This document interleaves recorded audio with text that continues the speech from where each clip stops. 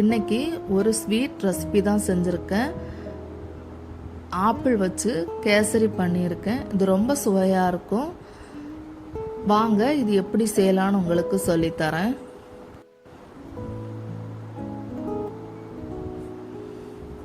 ஒரு அடிகனமான பாத்திரம் எடுத்துக்குங்க. அதில் ஒரு ஸ்பூன் நெய் ஆட் பண்ணியிருக்கேன். இதில் கொஞ்சம் முந்திரி பருப்பு நம்ம வறுத்தெடுத்துக்கலாம். முந்திரி பழம் ஆட் பண்ணுறதா இருந்தால் கூட ஆட் பண்ணிக்குங்க. இப்போ இதை தனியாக எடுத்துடலாம்.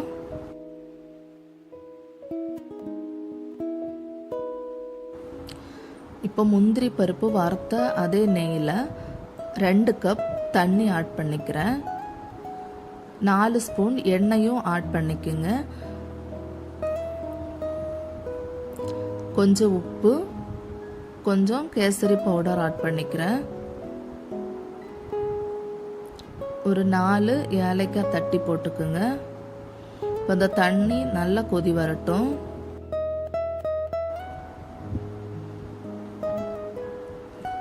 இப்போ தண்ணி நல்லா கொதிச்சிருச்சு.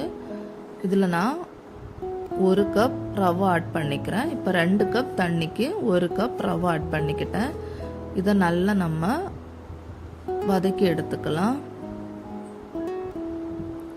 மீடியம் ஃப்ளேமில் வச்சு பண்ணுங்க. ஹை ஃப்ளேமில் வச்சு கேசரி பண்ண வேண்டாம். எப்போவுமே கேசரி பண்ணும்போது மீடியம் ஃப்ளேமில் வச்சு பண்ணுங்க.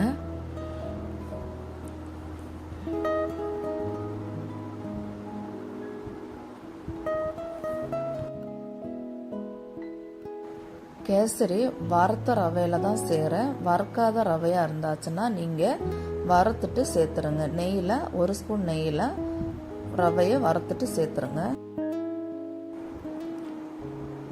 இந்த ஸ்டேஜில் ஏற்கனவே வறுத்து வச்ச முந்திரி பருப்பை சேர்த்துக்கலாம்.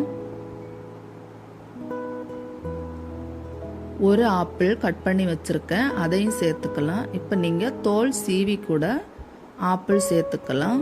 நான் தோல் சீவாமல் தான் சேர்த்துக்கிறேன்.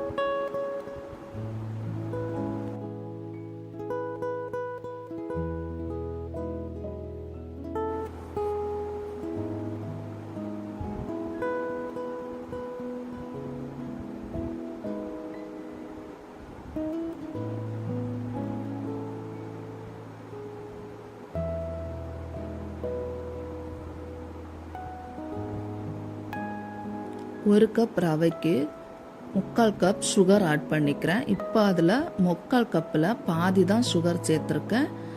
கொஞ்சம் வதக்குனதுக்கப்புறம் மறுபடியும் பாதி சேர்த்துக்கிறேன். இப்போ இதை ஒரு 30 செகண்ட் மூடி வச்சிடலாம்.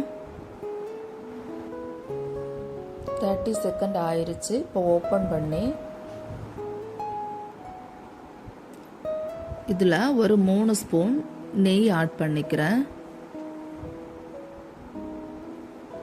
நெய் ஆட் பண்ணதுக்கப்புறம் கொஞ்சம் வதக்கிட்டு ஸ்டவ் ஆஃப் பண்ணிடலாம்.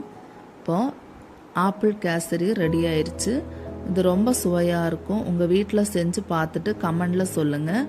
வீடியோ பிடிச்சிருந்ததுன்னா மறக்காமல் லைக் பண்ணுங்கள், ஷேர் பண்ணுங்கள், சப்ஸ்கிரைப் பண்ணுங்கள்.